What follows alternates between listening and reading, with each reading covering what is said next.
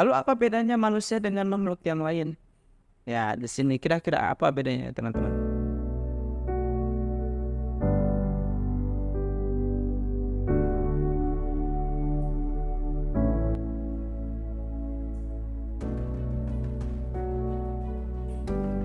Ya, Bismillahirrahmanirrahim. Assalamualaikum warahmatullahi wabarakatuh. Sampurasun Salena ini menamang. Bagaimana kabar teman-teman semuanya? Semoga dalam keadaan sehat walafiat dan selalu ada dalam lindungan Allah Subhanahu wa taala. Nah, puji syukur kita panjatkan pada Allah Subhanahu wa taala yang mana pada kesempatan kali ini saya Kang Deha kembali bisa menyapa teman-teman semuanya dan bisa bersilaturahim dengan teman-teman semuanya melalui channel Lini Hijrah ini. Alhamdulillah pada kesempatan kali ini izinkan saya Kang Deha untuk bisa sharing kepada teman-teman semuanya yang akan membawakan satu tema, yakni siapa kita. Nah, namun sebelum itu teman-teman semuanya, kita haturkan sholawat teriring salam kepada Rasulullah Muhammad SAW, para keluarganya, juga para sahabatnya, dan mudah-mudahan kita semua yang ada di sini salah satunya termasuk kepada umat yang akan mendapatkan syafaat beliau di yaumul kiamat nanti. Nah, teman-teman semuanya, seperti yang sudah tertera ya dalam layar ya, di sini saya menyiapkan papan tulis ya teman-teman. Jadi di sini saya akan sharing dengan teman-teman semuanya terkait dengan ya keilmuan atau ilmu yang saya dapatkan gitu ya, dan mudah-mudahan ini akan bermanfaat buat teman-teman semuanya tentunya. Nah, sebelumnya disclaimer dulu ya teman-teman, apa yang saya paparkan ini ya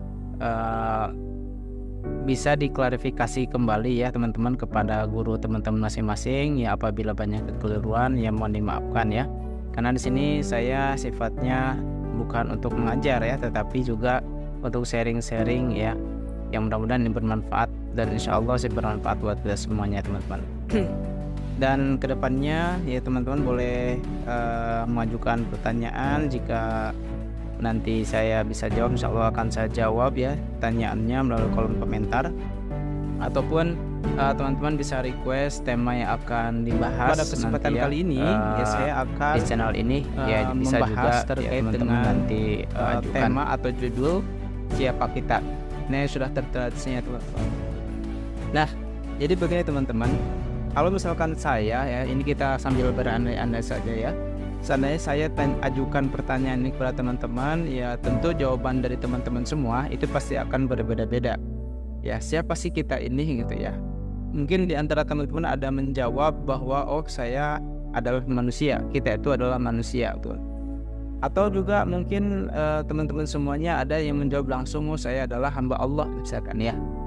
Jadi itu pasti akan berbeda-beda. Nah, anggaplah sekarang bahwa teman-teman menjawab pertanyaan saya itu adalah bahwa teman-teman itu adalah hamba Allah gitu ya. Jadi saya akan langsung kepada hamba Allah ya. Nah, siapa itu hamba Allah? Nah,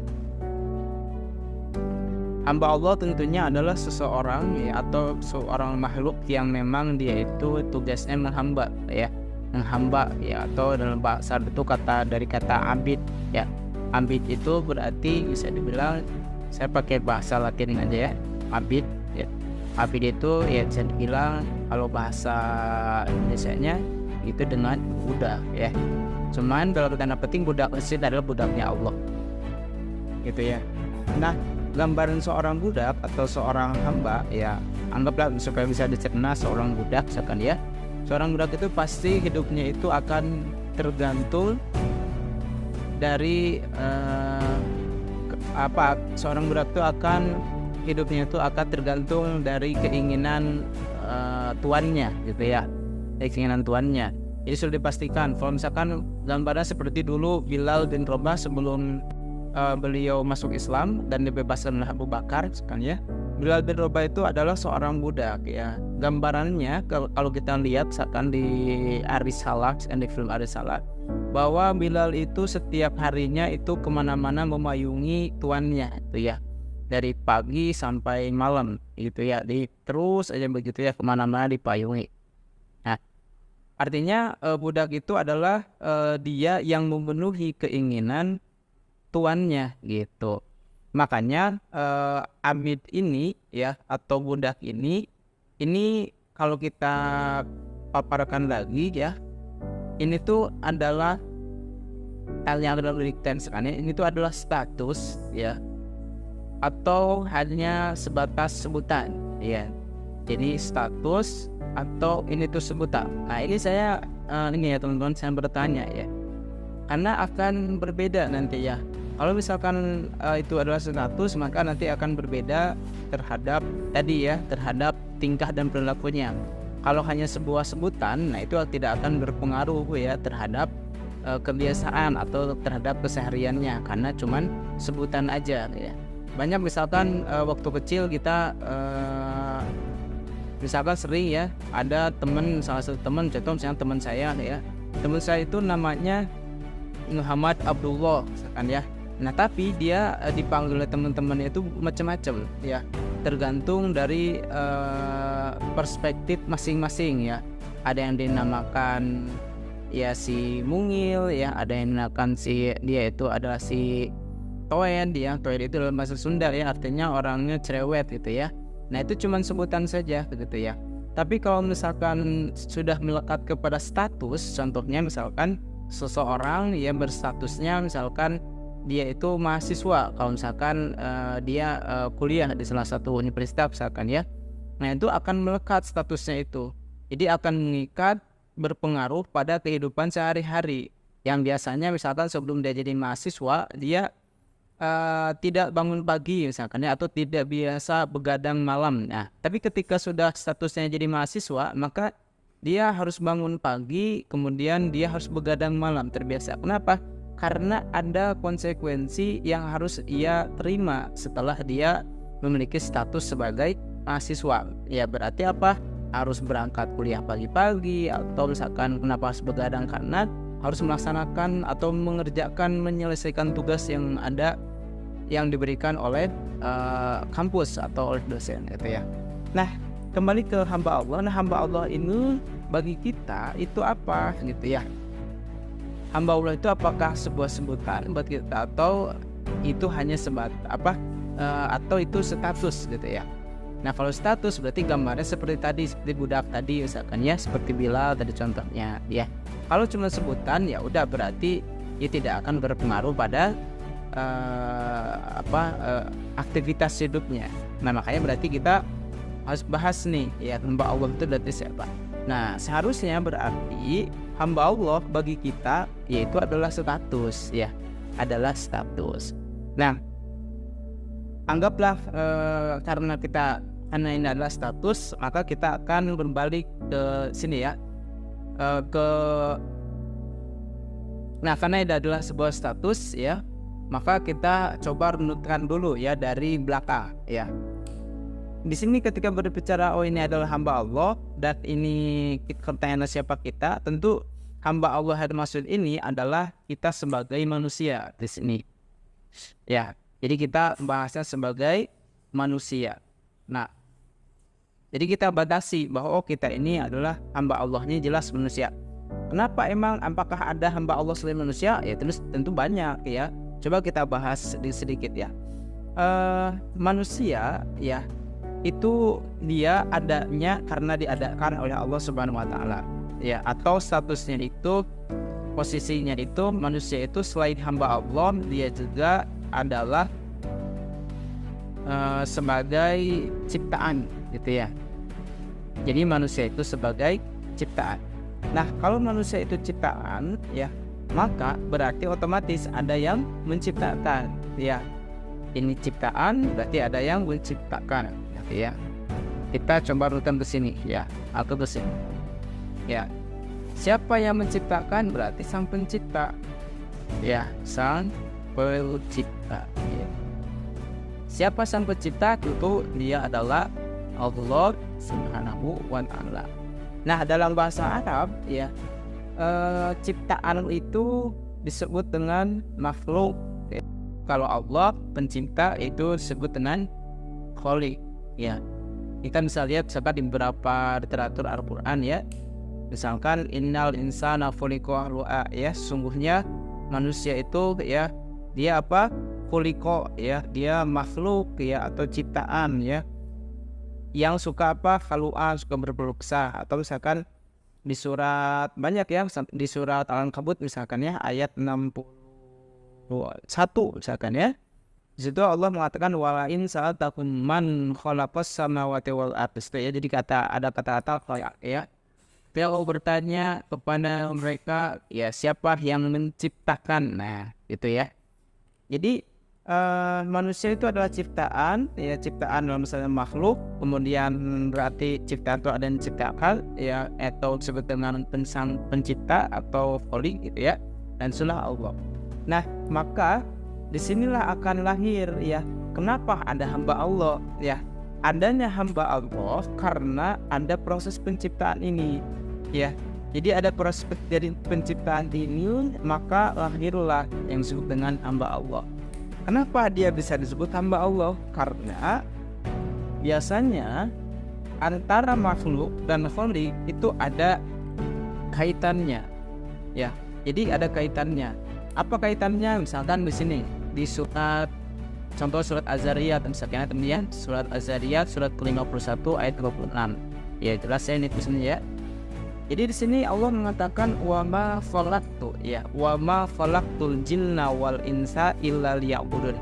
Jadi tidak aku ciptakan jin, kata Allah, dan manusia ya kecuali apa? Illa liya'budun, kecuali untuk beribadah. Ya, beribadah kepada. Ibadah itulah yang disebut dengan pekerjaan dari seorang makhluk ya. Maka seorang makhluk yang dia itu beribadah kepada Allah, itulah disebut dengan hambanya Allah ya. Jadi ada keterikatan. Tapi pertanyaannya, apakah makhluk Allah itu cuma manusia? Yang jelas tidak. Di sini aja ada jin gitu ya, ada juga langit, ada bumi, ada matahari, bulan, bintang, ada apalagi macam-macam, ada hewan, tumbuhan, binatang. Nah, apakah semuanya beribadah kepada Allah? Jelas, kalau mereka diciptakan pasti mereka beribadah kepada Allah ya. Bahkan dalam misalkan di surat ini ya, di surat ke-24 surat An-Nur misalkan ya, surat An-Nur teman-teman, surat An-Nur surat ke-24 ya ayat 41. Nah, alam tara annallaha yusabbihu lahu ma fis samawati wal ardh. Tidakkah engkau memperhatikan bahwa ya bertasbih apa yang ada di langit dan apa yang ada di bumi? Ya, Allah disitu menggunakan kata-katanya samawa dengan kata-kata yang jamak, bukan kata tunggal. Ya, samawa itu berarti bukan satu langit tetapi langit-langit. Nah, jika langit itu misalkan ada 7 lapis, maka apa?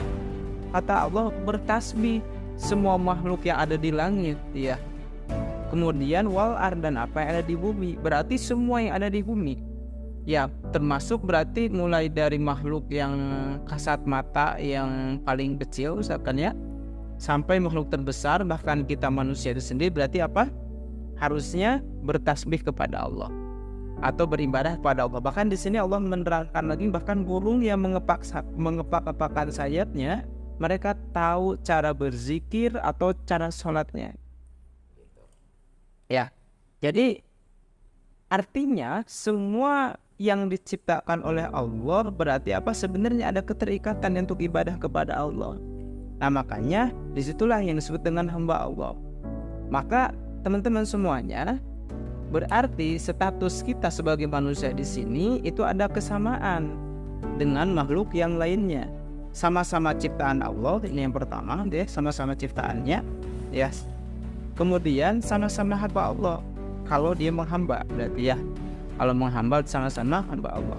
Tapi kan pertanyaan gini teman-teman, ada nggak di antara teman-teman misalkan ya, yang ada di sini misalkan di channel ini, yang mau disamakan ya dengan apa? Dengan makhluk yang lain, misalkan dengan ayam ya, dengan sapi misalkan ya, itu tuh tidak mau ya.